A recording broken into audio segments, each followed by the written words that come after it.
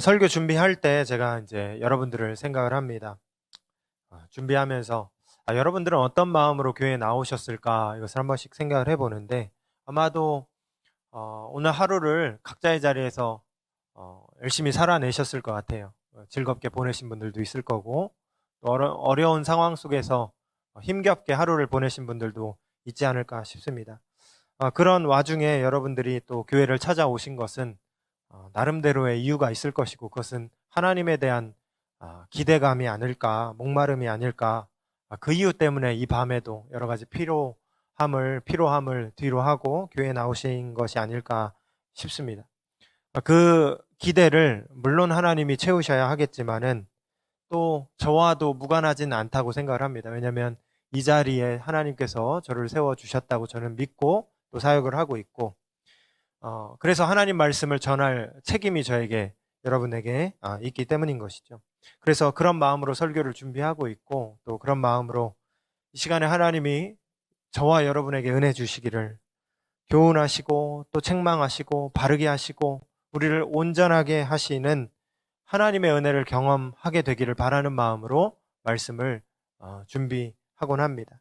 오늘도 그렇게 준비를 했고 정말로 우리의 바람대로 하나님의 지혜와 또 하나님의 사랑이 나눠질 수 있는 복된 이 시간이 될 수 있기를 간절히 소원합니다.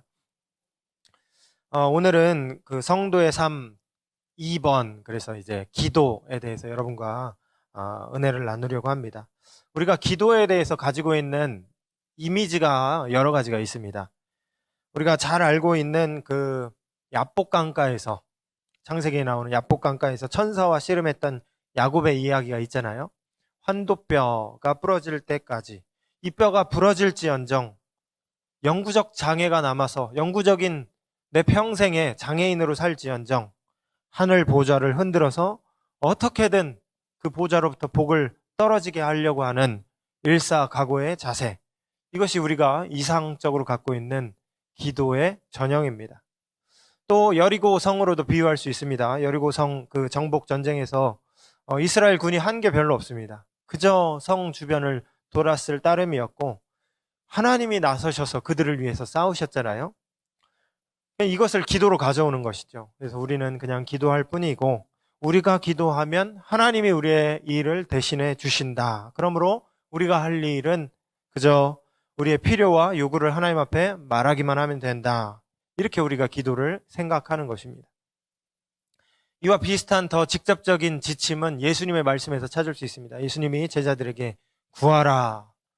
그러면 얻는다고 했죠. 찾으라. 그러면 찾는다 그랬습니다. 두드리면 열린다고 우리 주님이신 예수님께서 그런 말씀을 하셨잖아요.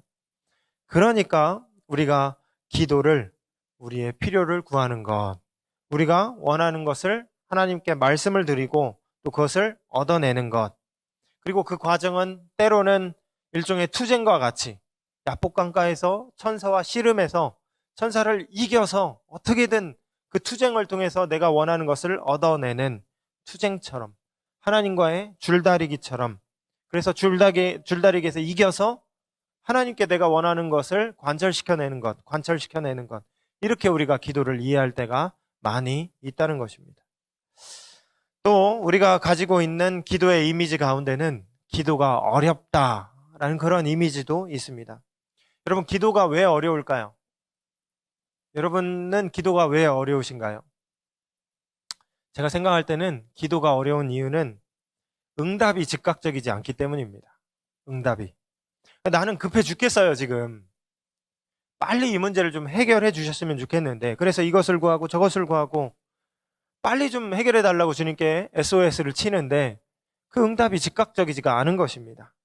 하나님 편에서는 너무나 느긋해 보입니다.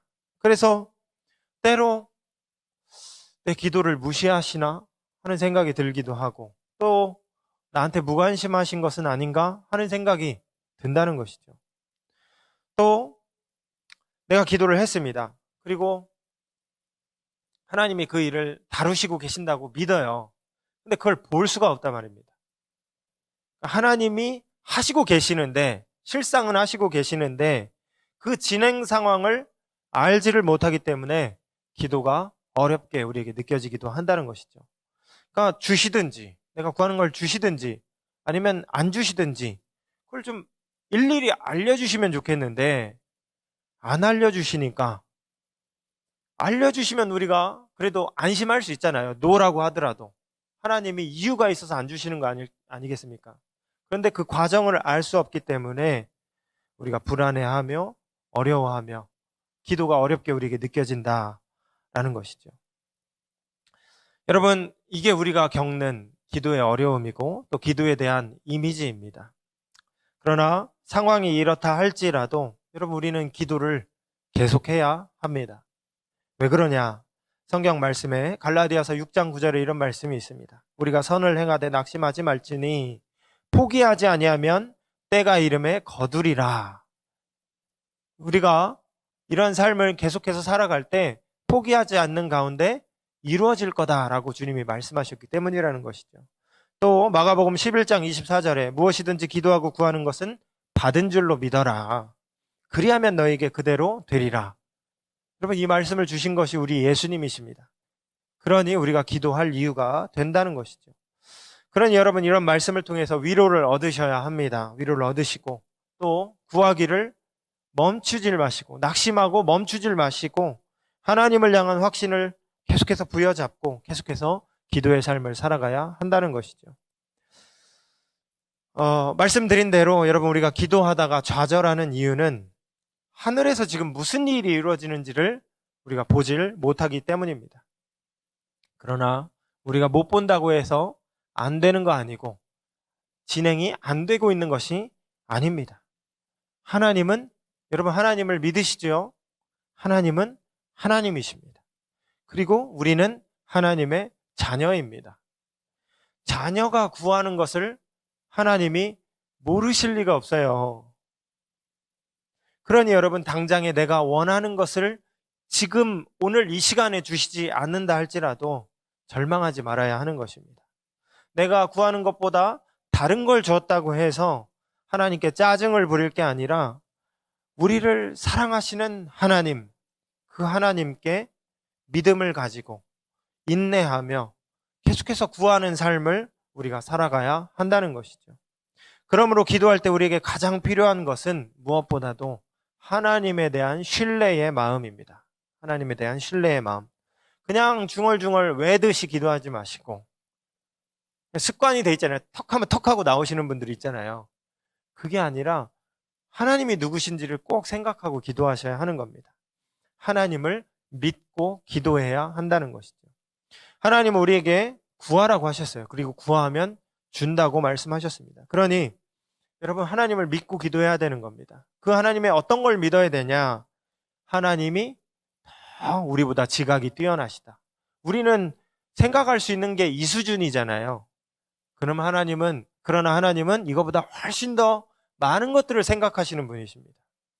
우리가 볼 수 있는 한계가 여기밖에 안 되잖아요. 주님은 그 너머를 보시는 분이시라는 것이죠. 그러니 일단 우리가 주님을 믿고 기도해야 된다는 것입니다. 믿고 기도하고 또 주어진 상황을 잘 참고 인내하면서 기도하는 삶을 지속해 나가야 된다는 것이죠. 그게 바로 성도의 삶이라는 것입니다. 오늘 기도에 대해서 이야기를 하는데 크게 두 가지 말씀을 드리려고 합니다. 먼저는 기도해야 된다는 겁니다. 성도는 기도하고 살아가야 된다는 것이죠. 왜 그랬습니까? 개인의 거룩한 삶을 위해서 그렇습니다. 개인의 거룩한 삶을 위해서. 여러분, 하나님은 원수였던 저와 여러분을 하나님의 백성으로 삼아주셨어요. 원수였다니까요. 그 전에 하나님과 우리가 원수지간이었습니다. 우리가 죄인이었습니다.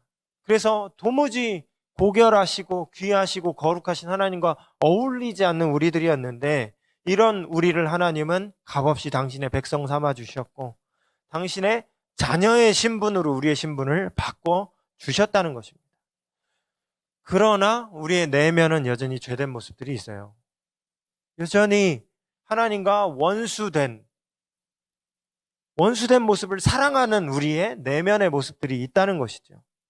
그런 우리에게 하나님은 이제 거룩하라라고 말씀하시는 겁니다. 내가 거룩하니 너희도 거룩해라. 거룩을 명하시는 것이죠. 그 거룩을 이루기 위해서 지난주에도 말씀드린 바와 같이 이 거룩을 이룰 수 있는 방법이 데살로니가전서 4장 5절에 나오는데 하나님의 말씀과 기도로 거룩하여진다라고 말씀했다는 것이죠. 이 거룩의 방편 두 가지가 말씀과, 그래서 지난주에는 성경에 대해서 우리가 말씀을 나눴잖아요. 말씀과 기도라는 것입니다.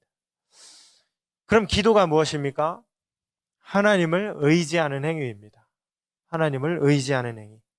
상황을 바라보지 않고, 우리의 눈으로 계산되는 그 상황을 바라보지 않고 하나님을 바라보겠다라는 믿음의 고백이 바로 기도인 것입니다. 나의 할 수 없음을 인정하고 하나님은 하실 수 있다라는 것을 인정하는 행위가 바로 기도인 것입니다. 그렇기 때문에 성도는 기도해야 되고 기도를 통해서 거룩을 연습하고 거룩을 향해 나갈 수 있다는 것이죠. 또 우리는 왜 기도해야 되는가? 하나님과 관계를 쌓기 위해서 우리는 기도해야 됩니다. 여러분, 아브라함이 믿음이 좋았을까요? 아니면은 야곱이 믿음이 좋았을까요? 여러분 생각은 어떠십니까? 보통은 아브라함이 믿음이 좋았겠거니 이렇게 생각을 하지 않습니까? 그런데 이제 남포교회 원로 목사님인 그 박영선 목사님은 야곱이 믿음이 더 좋았을 것이다 이렇게 얘기합니다. 왜 그러냐? 야곱 말년에 이제 야곱이 요셉을 만나러 애굽에 갔지 않습니까? 그때 바로를 만났습니다. 애굽의 최고 1인자였던 바로를 만나서 야곱이 이렇게 얘기하죠. 내 나그네의 길의 세월이 130년인데 조상들보다 많이 살았다라고 할 수는 없지만 험악한 세월을 살았습니다. 이렇게 말한 거 기억하시죠? 조상들보다 자기가 오래 살진 않았어도 실제로 이때 나이가 야곱이 130세였습니다. 그리고 147세까지 살게 되죠. 실제 아브라함은 175세까지 살았습니다.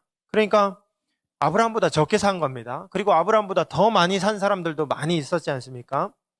그러니까 자기는 조상들보다 더 많이 살지는 않았지만 험악한 삶을 살았다. 이렇게 말했죠.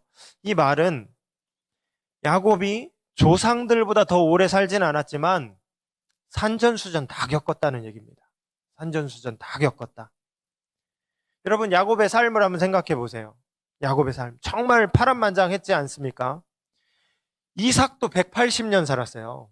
야곱의 아버지였던 이삭도 180년 살았는데 사실 우리가 이삭에 대해서 할 얘기가 별로 없습니다. 이삭이 뭐 인생 살면서 어려움 겪었던 것이라고 우물 얘기 정도밖에 할 수가 없을 것 같아요. 우물 얘기. 우물 때문에 막 그 지역 주민들과 어려움을 겪고 빼앗기고 했었던 그 얘기.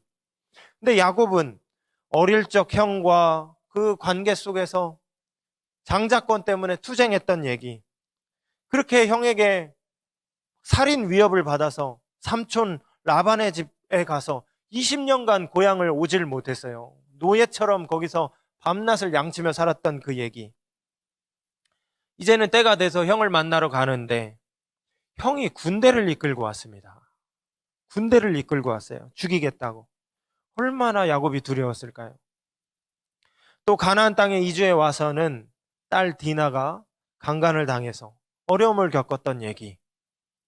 또 말년에는 사랑하는 아들 요셉을 잃게 되는 정말로 수많은 인생의 굴곡을 경험하며 살았던 사람이 야곱이었습니다. 그러니까 야곱의 인생에는 이러한 굴곡들이 차곡차곡 쌓여져 있는 겁니다. 인생의 주름이 차곡차곡 쌓여져 있는 것이죠. 그러나 그 고생의 주름들 속에는 고생만 있는 게 아니라 하나님의 인도와 하나님의 해결하심, 하나님의 섭리들도 함께 쌓여져 있는 것입니다. 시행착오를 많이 했습니다. 어려움을 많이 겪었습니다. 고생도 정말 많이 한 삶이었지만은 그러나 그랬기 때문에 수많은 하나님의 도움을 경험하며 내가 130년간의 삶을 살아올 수 있었다. 야곱이 그렇게 고백을 했던 것이죠. 내가 조상들보다 오래 살진 않았으나 험악한 세월을 살았다. 이 고백에는 이 의미가 담겨져 있다라고 했습니다. 그리고 야곱이 이 말 한 후에 야곱이 바로를 축복합니다. 여러분, 축복을 누가 누구에게 하는 걸까요? 보통은 지위가 높은 사람이 낮은 사람에게 축복하는 겁니다. 그러면 이 장면에서 누가 누구를 축복하는 게 자연스럽습니까? 바로가 야곱을 축복하는 게 자연스러운 겁니다. 그런데 야곱이 바로를 지금 축복하고 있다는 거죠. 야곱이 바로를 위해서 복을 빕니다. 이 장면을 보고 박영선 목사님은 야곱 신앙의 깊이를 얘기했던 것입니다. 수많은 인생의 굴곡들 속에서 하나님의 인도하심을 수많이 경험하고 그야말로 산전수전 다 겪었던 야곱이 이제는 바로를, 당시에 절대 권력자였던 바로를 축복할 정도로까지 그의 믿음이 깊어졌다. 이렇게 이야기했던 것이죠. 여러분, 우리가 이런 야곱의 인생을 생각해 보면서 어려운 일 만날 때마다, 인생의 구덩이에 빠졌을 때마다, 인생의 풍파를 만날 때마다, 여러분, 이 문제들마다마다 우리가 주님께 이 문제를 꺼내놓고 주님의 도움을 받으면서 인생을 살아갈 때 우리의 관계가, 하나님과의 관계가 돈독해지게 되는 것입니다. 내 문제가 하나님의 인도함을 받는 기회가 되는 경험을 하게 된다는 것이죠. 그리고 그것이 하나님과 관계를 돈독하게 하고 하나님과의 추억을 만들게 된다는 것입니다. 여러분, 기도의 유익이 뭘까요? 기도의 유익. 기도했기 때문에 신앙의 눈으로 문제를 바라보게 되는 것입니다. 기도했기 때문에 하나님의 일하심에 주목하게 되는 것입니다. 기도했기 때문에 하나님의 도우심을 경험하게 되고 하나님을 찬양하게 된다는 것이죠. 여러분, 기도하지 않아도 하나님이 신자들을 도와주실까요? 저는 도와주신다고 생각합니다. 그러나 기도했기 때문에 우리는 더욱더 섬세하게, 예민하게 하나님의 일하심을 추적하게 되고 또 그것을 발견하게 됐을 때, 나를 구덩이에서 건져주신 하나님, 기도했기 때문에 그것을 발견하게 됐을 때 그것을 감사함으로 받고 기도 응답으로 받으면서 주님께 찬양하며 주님과 깊은 관계 속에서 인생을 살아가게 된다는 것이죠. 다시 말해서 기도 응답을 통해서 하나님과 관계의 줄이 생기는 거예요. 관계의 줄. 이 줄들이 처음에는 가느다란 실과 같은 줄이었는데 이 줄들이 쌓이고 첩첩하게 이렇게 쌓이게 되면 나중에 밧줄이 되고 견고한 밧줄이 돼서 내 인생을 하나님 나라로, 구원으로 이끌어가는, 하나님께로 이끌어가는 그러한 줄이 된다라는 것이죠. 아무쪼록 기도의 삶을 통해 거룩하신 하나님을 닮아가고 주님과 더 깊은 관계로 살아가는 저와 여러분 될 수 있기를 간절히 소원합니다. 두 번째로 기도의 주제에 대해서 함께 말씀을 나누고 싶습니다. 기도의 주제. 우리는 무엇을 위해서 기도를 해야 될까요? 먼저 우리의 필요를 주님께 구할 수 있다는 겁니다. 우리의 필요를 주님께 구할 수 있다. 제자들에게 예수님이 기도를 알려주셨습니다. 그때 너희는 이렇게 기도해라. 뭐라고 알려주셨습니까? 하늘에 계신 우리 아버지라고 부르라고 알려주셨다는 거예요. 그 전까지 아버지라고 부르지 않았습니다. 위험하신 하나님, 하나님의 이름을 거론할 그런 생각조차 못해서 그냥 주님이라고 불렀습니다. 하나님을. 그런데 예수님은 뭐라고 알려주셨느냐? 아버지라고 불러라. 너희 아버지라고 불러라. 또 기도할 때 너희가 일용할 양식을 위해서 기도해라. 이렇게 알려주셨습니다. 여러분, 이 얘기인 즉슨 우리가 우리의 삶의 필요를 주님께 기도할 수 있다는 겁니다. 기도해도 괜찮다라는 것이죠. 가끔 우리 성도들 가운데 기도할 때 내가 이런 것까지 기도해도 괜찮을까?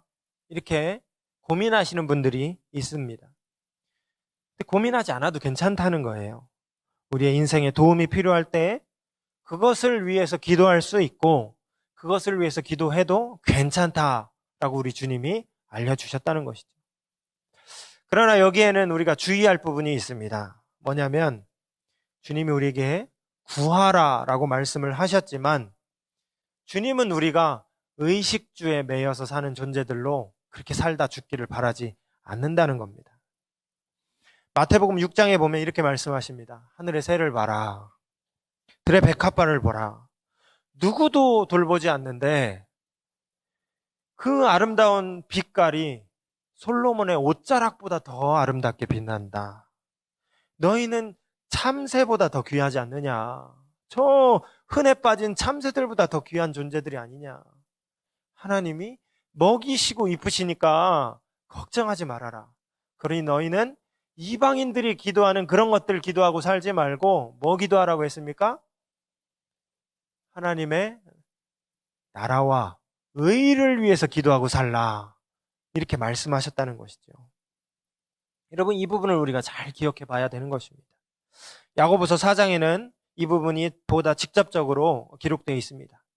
너희가 얻지 못함은 구하지 않기 때문이요 구하여도 받지 못함은 정욕으로 쓰려고 잘못 구하기 때문이다. 여러분, 그러니까 이걸 정리하면 우리가 일상생활의 필요를 위해서 주님께 구할 수 있다는 겁니다. 그러나 그것이 내 욕심, 내 욕망에서 발언한 기도라면 그것은 주님께 합당하지 않은 기도라는 것이죠. 그것이 정말로 우리의 필요를 주님께 말씀드리는 일용할 양식에 대한 문제인 것인가? 아니면 내 욕망에 의해서 이끌림 받은 그러한 기도인가? 우리가 우리 마음의 동기를, 중심을 잘 살피며 기도해야 된다는 것이죠. 가끔 교회에 이런 기도 제목을 나누는 분들을 보게 됩니다. 이런 기도입니다. 하나님, 제가 우리 교회에서 가장 11조를 많이 내는 사람이 되게 해주세요. 기도해 보셨습니까, 여러분? 여러분, 이 기도의 본의가 뭘까요? 의도가 뭘까요? 이게 정말로 하나님께 더 많이 드리고 싶은 마음에서 드리는 기도일까요? 아니면은 하나님, 내가 사실은 부자 되고 싶어요 하는 그런 기도의 또 다른 표현일까요? 우리가 우리 마음의 그 중심을, 의도를, 동기를 잘 살펴봐야 한다는 것이죠. 배우자를 위한 기도도 그러합니다. 여러분, 일전에 한국교회에 배우자를 위해서 기도하자 뭐 이런 얘기가 이렇게 막 유행처럼 번졌던 때가 있었습니다. 그래서 하나부터 열까지 다 막 기도하는 거예요. 내 배우자는 이랬으면 좋겠습니다, 저랬으면 좋겠습니다. 10개가 아니라 막 20개, 30개 막 수천 넘어갈 때까지 배우자에 대해서 굉장히 많이 기록하는 그러한 일들이 있었지 않습니까? 근데 가끔 우스갯소리로 그러한 얘기 간증하시는 분이 있었습니다. 뭐냐면, 나는 정말 키가 중요해서 하나님께 키 180 되는 남자를 만나게 해달라 이렇게 기도를 했는데 하나님이 정말로 기도에 응답을 하셨다. 키가 180 넘는 사람을 하나님이 주셨는데 내가 몸무게를 말하지 않아서 몸무게가 100kg가 180이 넘는 내 키는 몸무게가 100kg가 넘는 사람을 하나님이 주셨더라. 진짜 우리가 웃긴 얘기지만 정말 참담한 기도인 것입니다. 왜 그러냐? 여러분, 하나님이 정말 그 정도밖에 안 되시는 분이라고 생각하십니까? 우리 하나님이 그 정도 판단도 못 하시는 분이라고 생각하세요? 그리스도인 자녀가 배우자를 기도할 때, 배우자를 위해서 기도할 때, 하나님, 내 배우자가 키가 얼마가 됐으면 좋겠습니다. 몸무게가 얼마가 됐으면 좋겠습니다. 연봉이 얼마가 됐으면 좋겠습니다.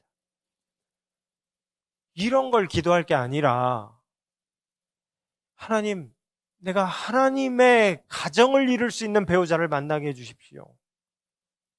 함께 하나님 나라를 위해서 전력 투구해 나갈 수 있는 배우자를 만나게 해주십시오. 이런 기도가 돼야 하지 않겠습니까? 여러분, 배우자 기도라는 게 자칫 기도라는 미명하에 하나님, 내 결혼 조건에 맞는 사람을 내게 주십시오 라는 이런 기도가 될 수 있다는 겁니다. 사실 배우자를 위해서 기도하는 만큼 우리 자신이 그러한 배우자의 합당한 내가 될 수 있도록 노력하고 기도하는 그런 것도 우리가 함께 가야 되는데 이런 부분에 대한 다짐과 노력이 많이 부족하지 않습니까? 배우자를 위한 기도의 맹점이 바로 이러한 부분이라는 것이죠. 또 하나, 여러분, 기도의 주제에 대해서 함께 나누고 싶은 얘기는 하나님 나라, 하나님의 의의를 품고 기도하는 기도가 되어야 한다는 것입니다. 이 설명을 뭐 따로 길게 자세하게 해야 되지만 너무나 중요한 기도의 제목이지만 이제 시간이 거의 다 돼서 간략하게만 설명을 드립니다. 아까도 말씀드린 바와 같이 여러분, 하나님은 우리가 우리 삶에 너무 몰두한 나머지 우리 자신이 하나님 나라를 놓치고 사는 그러한 존재들이 되기를 바라지 않으십니다. 예수님은 우리에게 하나님 나라와 의를 구하라, 그것을 구하면 너에게 모든 것을 다 주겠다, 이렇게 말씀을 하셨습니다. 근데 이 말씀을 우리가 잘못 이해해요. 우리의 마음은 이 모든 것에 있는 거예요. 떡고물에 있는 겁니다. 이 모든 것을 얻어내기 위한 부적으로서, 아, 맞다, 모든 걸 다 받고 싶은데 그걸 받으려면 하나님 나라와 의를 먼저 구하라고 했지. 그러니까 하나님 나라와 의를 위해서 먼저 구합니다. 그리고 제가 원하는 그거 주세요. 이렇게 부적처럼 이 기도를 사용할 때가 많이 있다는 것이죠. 그런데 이 말씀은 그런 의미가 아닙니다. 하나님 나라와 의를 구하라는 것은 그 하나님 나라와 의를 우리 삶의 지표로 삼고 살라는 거예요. 그것을 목적하면서 살라는 것이죠. 여러분, 우리가 여러 가지를 꿈꾸고 계획하며 우리가 우리의 삶을 살아가지만 사실 우리가 오늘 밤에도 주님이 우리를 부르시면 다 놓고 가야 되는 게 우리의 삶이 아닙니까? 근데 그것을 우리가 잘 잊어버리고 산다는 것이죠. 그러면서 하나님께, 하나님 이것도 주십시오, 저것도 주십시오, 이것도 해결해 주셔야 돼요. 자꾸 눈앞에 펼쳐진 문제들에만 갇혀서 살 때가 많이 있다는 것이죠. 그러나 하나님은 너희가 그렇게 살아서는 안 된다, 너희가 하나님 나라를 바라보고 살아가야 된다, 이런 의미로 하나님 나라와 의를 구하라, 이 말씀을 우리에게 들려주신 것입니다. 여러분, 하나님 나라와 의를 구한다는 것은 하나님의 의가 우리가 아직 살고 있는 이 땅 가운데 실현되기를 바라면서 살아가는 것과 같은 의미인 것입니다. 그러므로 하나님 나라가, 하나님의 의가 우리의 삶 가운데 이루어지기를, 실현되기를 바라면서 우리가 기도하는 것이죠. 우리가 아까 남집사님 기도하신 것과 같이 이 악한 세대 가운데 우는 자들, 슬피 우는 그들의 눈물이 닦아지게 되기를, 고통받는 자들의 그 고통이 해결되기를, 갇힌 자들이 풀려나게 되기를 우리가 구하며 살아가는 것이 하나님의 의를 위해서 구하는 그 삶인 것입니다. 설교를 마치면서 오늘 본문을 읽어보면서 마치도록 하겠습니다. 오늘 본문을 제가 한 번 더 읽어보겠습니다. 여호와여, 내 마음이 교만하지 아니하고 내 눈이 오만하지 아니하오며 내가 큰 일과 감당하지 못할 놀라운 일을 하려고 힘쓰지 아니하나이다. 실로 내가 내 영혼으로 고요하고 평온하게 하기를 젖된 아기가 그의 어머니 품에 있음 같게 하였나니 내 영혼이 젖된 아이와 같도다. 이스라엘아, 지금부터 영원까지 여호와를 바랄지어다. 기도를 통한 하나님과 우리와의 관계가 이와 같을 수 있기를 바랍니다. 무엇을 하려고 주님을 찾는 것이 아니라, 무엇을 바래서 주님을 찾는 것이 아니라, 그저 엄마 품에 안겨서 만족하는 아이와 같이 주님과 그 친밀함 속에서 살아가는 관계, 그러한 존재, 기도를 통해서 우리가 주님과 맺어가야 될 지향점인 것입니다. 기도에 대해서 우리가 많은 얘기를 나눴는데 다시 한번 정리하자면, 여러분, 성도에게 기도는 필수 요소라는 겁니다. 그러니 우리가 기도하며 살아가야 된다는 것이죠. 그러나 기도의 주제가 너무 우리 자신에게만 몰두한 그런 기도가 되어서는 안 되고 하나님 나라와 의를 구하며 살아가는 우리들이 되어야 한다는 것이죠. 기도에 대한 얘기를 많이 했으니까 이제 우리가 함께 기도했으면 합니다. 말만 하고 우리가 기도를 안 해서는 안 되겠죠. 이제 남은 예배 시간 동안에 정말로 우리가 마음을 담아서 주님 앞에 기도를 올려드렸으면 좋겠습니다. 첫째로 우리의 필요를 놓고 같이 기도했으면 좋겠습니다. 하나님은 우리에게 일용할 양식이 필요하다는 걸 알고 계십니다. 여러분에게 급박한 문제들이 다 그거잖아요. 하나님, 우리를 도와주십시오. 우리의 문제를 해결하여 주십시오. 우리의 자녀들의 문제를 해결하여 주시고 우리의 생계를 주님 도와주시옵소서. 우리의 끊어진 관계들이 다시금 주님 안에서 회복되게 하시고 우리의 상한 영혼이 회복되게 하여 주시옵소서. 우리 각자의 문제들을 놓고 기도할 수 있기를 바랍니다. 또 우리의 거룩함을 이루기 위해서 기도하시길 바랍니다. 주님의 선하시고 아름다우신 주님의 그 품성을 닮을 수 있도록 주님 도와달라고 기도하시길 바랍니다. 예, 우리 함께 이 시간에 기도하도록 하겠습니다.